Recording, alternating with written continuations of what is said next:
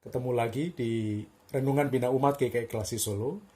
Biar suasananya nggak seperti pas foto 3x4 seperti ini, saya akan ditemani oleh Gom-Gom. Ini adalah boneka kesayangan Narendra, anak laki-laki saya. Saudara-saudara yang dikasih Tuhan, seorang pemimpin spiritual dari Tibet bernama Dalai Lama suatu kali pernah mengatakan, "Aku menemukan harapan di hari-hari terkelam dan fokus pada hari-hari yang tercerah. Aku tidak menyalahkan alam semesta." Dalai Lama hendak mengajarkan kepada kita untuk kita tidak hanya melihat dan terfokus pada rasa takut atau penderitaan atau hari terkelam yang kita alami, tetapi pada tujuan baik, pada hal yang mulia, pada situasi yang cerah yang pasti akan kita jalan bersama. Tetapi saudara-saudara, masalahnya adalah ketika kita menghadapi pergumulan dan persoalan yang sulit, tidak mudah untuk kita tidak berfokus pada masalah itu. Manusia, saudara-saudara dan saya punya kecenderungan kita akan lebih berfokus pada masalah dan kesulitan yang sedang kita hadapi. Nah, sekalipun sulit untuk kita tidak fokus hanya pada masalahnya, bukan berarti itu tidak mungkin.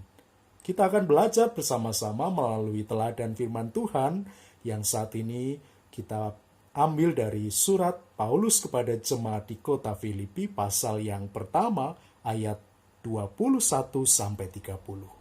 Di sana Paulus telah memberikan teladan kepada saudara-saudara dan kepada saya. Sukacita dari Rasul Paulus dalam melayani tidak luntur justru ketika dia menghadapi penderitaan. Jadi kita melihat sekalipun dia sedang berada di tengah-tengah penderitaan dan kesulitan, dia tidak kehilangan sukacita dan melihat hal-hal baik dalam hidupnya. Saudara, ketika Paulus menulis suratnya kepada jemaat di kota Filipi, Paulus sebenarnya sedang berada di dalam penjara. Berada dalam penjara sebagai tahanan rumah. Jadi artinya kebebasan dari Rasul Paulus itu terbelenggu. Ia harus hidup di bawah pengawasan yang ketat selama 24 jam penuh. Salah satu dari tangan Paulus diikat, diborgol, dan borgol itu dikaitkan pada salah satu tangan penjaga Romawi yang berjaga di sana. Setiap 6 jam sekali, penjaga saling bergantian untuk menjaga Paulus. Jadi kira-kira situasi yang sulit seperti itu harus dialami oleh Rasul Paulus. Tetapi saudara, dalam kondisi seperti itu, normalnya kan, Paulus seharusnya dia akan duduk, bersedih hati, lalu kemudian galau, kehilangan pengharapan, meratapi nasibnya, dan lain sebagainya.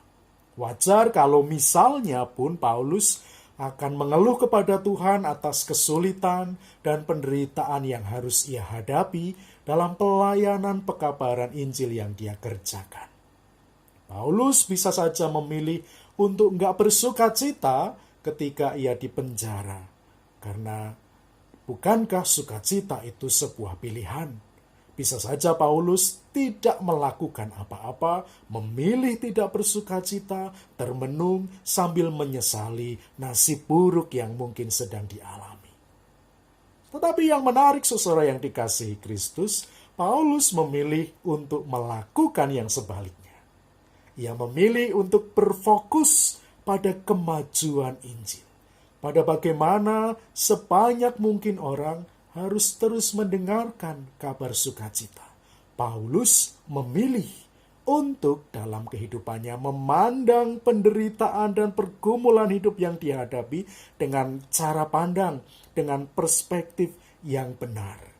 Penderitaan bisa saja datang dalam hidup kita, dalam hidup Rasul Paulus. Tetapi jangan sampai penderitaan membuat kita kehilangan daya juang, kehilangan semangat untuk mewartakan kabar sukacita kepada sebanyak mungkin orang. Nah, saudaraku yang dikasihi Tuhan, dikatakan di sana Paulus mengatakan kepada kita, sebab kepada kamu dikaruniakan bukan saja untuk percaya kepada Kristus, melainkan juga untuk menderita bagi Dia. Paulus tahu bahwa Allah sudah memberi anugerah kepadanya, keselamatan diberikan kepadanya, dan ia diminta untuk bukan hanya percaya kepada Kristus yang menganugerahkan keselamatan itu, tetapi juga untuk hidup menderita bagi Kristus. Dan dia menanggapinya bukan dengan sungut-sungut, tetapi dengan sukacita, dengan penuh semangat menghadapi tugas pemberitaan Injil yang harus dia kerjakan. Itulah mengapa saudara Alkitab mencatat di sana Paulus tidak kehilangan sukacitanya. Paulus malah menuliskan surat kepada jemaat di kota Filipi dan dengan nada yang penuh optimisme, dengan nada yang penuh dengan hal yang positif. Ia, Rasul Paulus yang lemah, justru menguatkan jemaat di kota Filipi. Ia memberikan kesaksian betapapun dalam sakit keras yang dia alami, dalam situasi di mana ia dipenjara dan itu berat untuk dia, Paulus mengatakan bahwa ia tidak pernah, bahkan dalam hidupnya tidak sedetik pun, untuk dia kehilangan percayanya kepada Kristus yang menemaninya dalam suka duka hidupnya, dalam pasang surut, dalam tawa tangis, dalam kegembiraan dan kesedihan karya pelayanannya yang ia kerjakan. Ayat 22a mencatat di sana, tetapi jika aku harus hidup di dunia ini, tentu saja Paulus mengatakan, tetapi jika aku harus hidup di dunia ini sambil menanggung sakit parah, sambil menanggung penjara karena memberitakan Injil, itu berarti bagiku bekerja dan menghasilkan buah. Karpos itu kata yang dipakai untuk menghasilkan buah. Artinya adalah bekerja, bertindak, berbuat, menghasilkan, bekerja keras, pekerjaan yang dipersembahkan kepada Tuhan sebagai bagian dari ungkapan syukur atas anugerah keselamatan. Bahasa Indonesia masa kini menerjemahkannya menjadi melakukan pekerjaan-pekerjaan yang lebih berguna.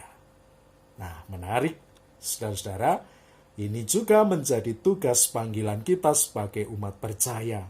Untuk kita melakukan panggilan kita untuk punya dampak yang positif, yang menguatkan, yang memberikan semangat, yang menghadirkan kegembiraan justru dalam situasi tidak gembira seperti saat ini, mengabarkan pengharapan justru dalam situasi mungkin sudah makin banyak orang yang mengalami bosan, bahkan mungkin putus asa dengan keadaan karantina mandiri dan berbagai hal yang kita alami dalam wabah COVID-19 yang melanda kita semua. Nah, saudara yang dikasihi Tuhan, perjalanan hidup kita sampai dengan hari ini mungkin berat, sulit, mungkin juga muncul rasa khawatir, bahkan takut. Kita mulai merasakan bosan karena harus disuruh di rumah aja. Mulai juga terasa dampak ekonominya dalam kehidupan kita. Dampak penderitaan yang signifikan kita alami dalam hidup kita karena berbagai hal yang harus kita tanggung di sana. Tetapi dalam situasi itu justru kita diingatkan oleh Rasul Paulus untuk kita tetap berbuah. Melalui apa, saudara? Yang bisa kita kerjakan saja. Doa-doa kita, seruan-seruan kita di media-media sosial kita mungkin posting banyak hal. Mulailah untuk kita berdampak dengan posting tentang kebaikan-kebaikan kecil yang dilakukan banyak orang dalam situasi sulit, sehingga itu menginspirasi semakin banyak orang untuk menghasilkan dan melakukan perbuatan-perbuatan baik. Kirim semangat ke grup-grup WhatsApp yang mungkin bejibun yang saudara punya. Nggak harus selalu video karena mungkin ngabisin kuota seperti video renungan pada hari ini. Ya bisa melalui voice recorder biar hemat kuota. Membantu juga bisa mengerjakan melalui talenta-talenta kita. Kita bisa galang donasi melalui komunitas-komunitas kita, mengupayakan alat pelindung diri untuk tenaga-tenaga medis yang sedang berjuang. Kita mungkin bisa juga menggalang donasi untuk membagikan nasi bungkus atau memberikan sembako bagi orang yang terdampak secara ekonomi karena COVID-19 ini. Bagiin masker dari kain bagi seseorang yang mungkin punya talenta untuk menjahit. Biarkanlah kita melakukan tugas panggilan kita untuk berbuah. Untuk menghasilkan hal yang baik bagi sesama justru di dalam situasi sulit saat ini. Sehingga kita menjadi umat yang terus mau percaya bahwa Tuhan senantiasa ada bersama dengan kita. Panjang umur untuk semua hal-hal baik yang saudara-saudara dan saya terus kerjakan. Tuhan bersama